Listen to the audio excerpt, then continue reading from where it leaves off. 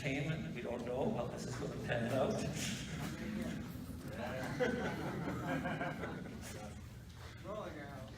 So with that, I'm going to step aside and I'm going to look at the list of speakers. And our first candidate is Christine Boyle.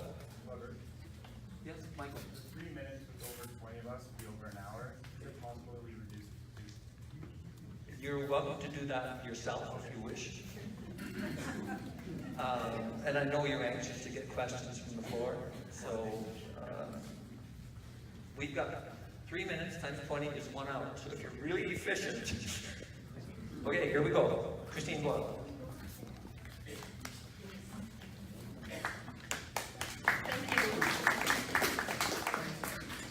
And thank you for having me here. Thank you for hosting us here, Kerrisdale, on this unceded territory. There you go. So my name is Christine Boyle. I am a United Church minister. I'm a climate change advocate, and I'm a parent of 2 young kids in the city. I'm running for city council with a party called One City Vancouver, alongside Brandon Yan for council. One City was formed in 2014, and we are largely a group of young people, many of us with young kids, trying to figure out how we can stay and have a future in this city. I actually grew up in this neighborhood. I worked at Moore's Bakery and Bean Brothers, and I went to swim practices early morning in this pool, which even 20 years ago was pretty cold, and teenage dances in the auditorium or in the gym here. And I feel really strongly that community centers should be and are hubs in our community. They bring us together across a lot of diversity. They create access and health, and they address social isolation. They are hugely important in our communities, and they should continue to be even more important as we imagine where we're going as a city. So my parents are here tonight and still live in the neighborhood. My 95-year-old grandmother lives just a few blocks away, but both my sisters and I have all moved further east, and we're lucky that we're even in town. Many of our friends have moved further than that to the island or the Fraser Valley. So a big part of how One City is talking about community centers and community services is through housing. We want to make sure that families can continue to live in all of our neighborhoods, and that there are options for seniors to downsize and age within communities, as well as providing housing for teachers and nurses and folks who work in our communities to live in our communities. That's a big and important part of what keeps them vibrant and builds relationships. So specific to here and specific to our community centers, I know I hear from folks in the neighborhood about the need to update the pool and facilities here, and I think we should be strengthening all of our community centers as public services and as the vibrant hubs of our communities that matter and help us build the character that matters so much to all of us in this city. That is a big part of what has drawn me to run for city council. Vancouver feels to me like it's becoming more and more of a shiny, empty place, and I am passionate about changing that direction, not just for me, but for all of us. Thank you.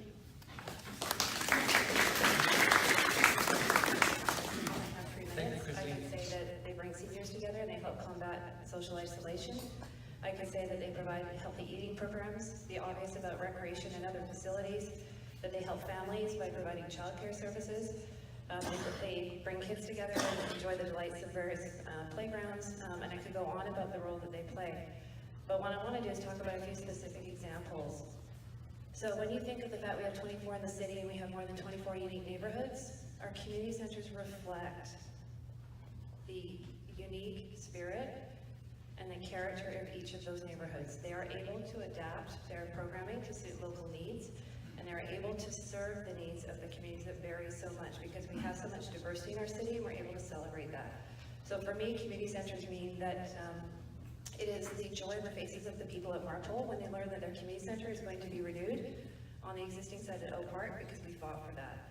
It is when you go to a seniors tea and you see the seniors having chai at Sunset Senior Center, or it is when you get to attend the AGM at the South Vancouver Seniors Arts and Cultural Society at Killarney Senior Centre, and they get to hold their very first one in their first building. And the fellowship that they have about coming together after waiting for that for so long. That's what community centers mean to me. Thank you. Thank you, Sarah. Population, we need to rebuild our urban villages. We need to bring density in, but we need to work on a plan together. And we didn't see that last night. We saw that a lot of people were frustrated. There was a very split approach to how we were going to make this next step together. And I think that is one of the great faults of the last 10 years, but it's also a great opportunity coming into this election on October 20th, because we have an opportunity to do things completely different. So when I got involved in politics, I was angry, I was frustrated, I didn't like the way the process was going. I felt, we had a big land use decision in my neighborhood in Strathcona. They were taking down the viaducts, they were proposing a new road to go through our community, through our park. They weren't engaging with us. I got involved in a downtown Eastside local area plan that took 2 years. We felt frustrated with the outcomes because we didn't have meaningful participation. I think that's a hallmark of the last 10 years of Vision Vancouver, who I know aren't here tonight. But we have a real opportunity to do things differently. And we're really excited. We're not running a full council majority slate, we're running 4. And we expect to be working with other people represented here today. And we really look forward to an opportunity to have a collaborative government that works for the people. So I think when we look at the opportunities that we're presented with, when we look at the opportunities to work as communities and center on our communities, because community centers are the heart of what it means to be a community center. And this is the opportunity where we come together, where we get these services.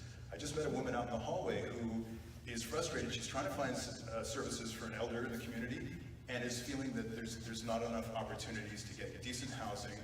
We have an opportunity to start looking towards how we can build complete communities through a comprehensive city plan. So one of the hallmarks of our platform is a comprehensive city plan. We're going to look at all the neighborhoods across this city, and we're going to figure out what we need. We're going to work together. We're going to build complete communities so we can age in our communities. So we have walkable streets where we can shop locally, where we have community centers that are vibrant and full of life and opportunities for all ages and socioeconomic brackets. And I'm really hopeful about the future. I went from being an angry guy, now I'm a hopeful guy, and I hope you're all hopeful coming into October 20th when you vote. Thank you.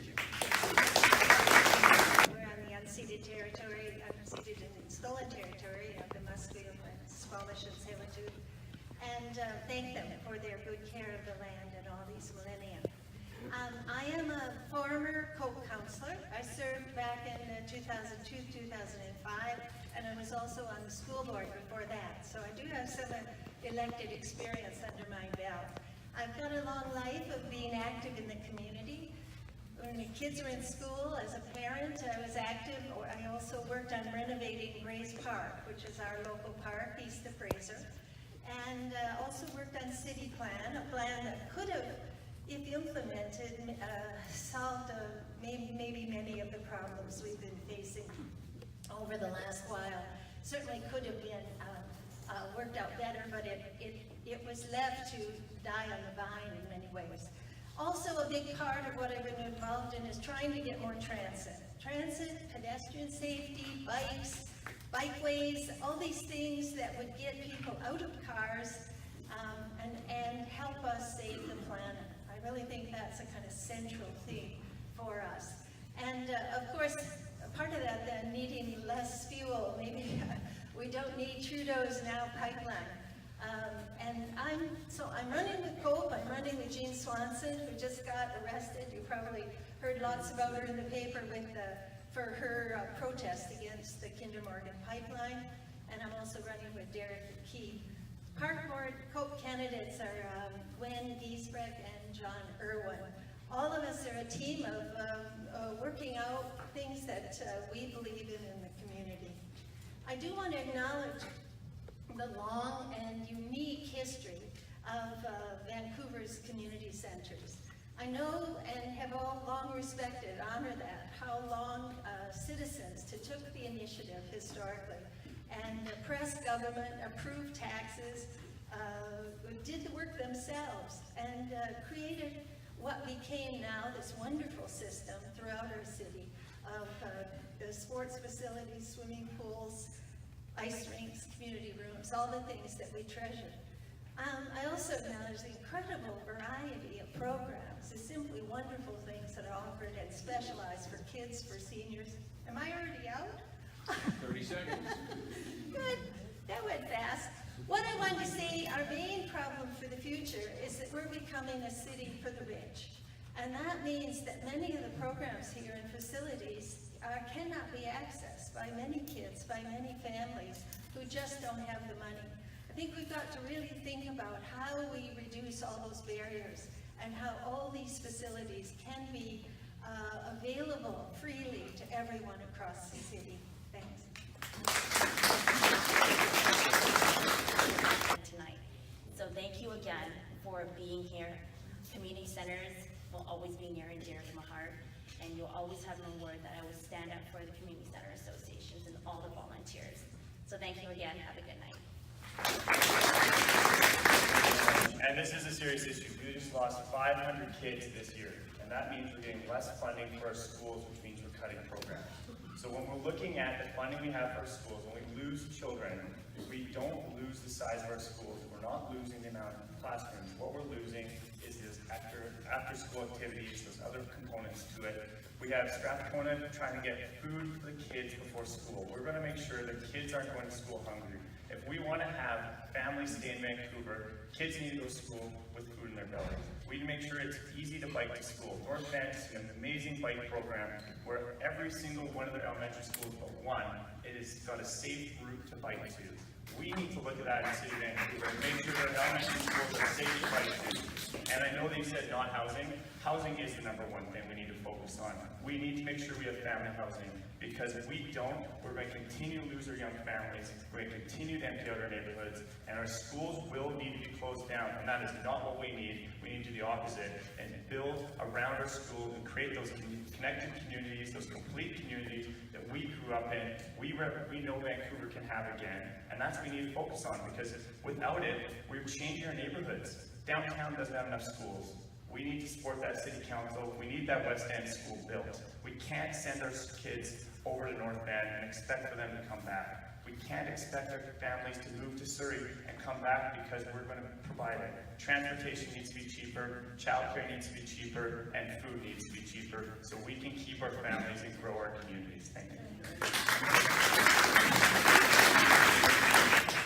Thank you, Michael. Following question is basically about property tax. The fact is revealed that property tax on residential properties is relatively low compared to property tax on business properties. So the question is, how will you deal with taxes being low for residents and too high for businesses? The question goes to Sarah Kirby-Yung, Justin Caldwell, and Elizabeth Taylor. Sarah? Thank you. It's a great question, and supporting small business is actually a priority for the MPA.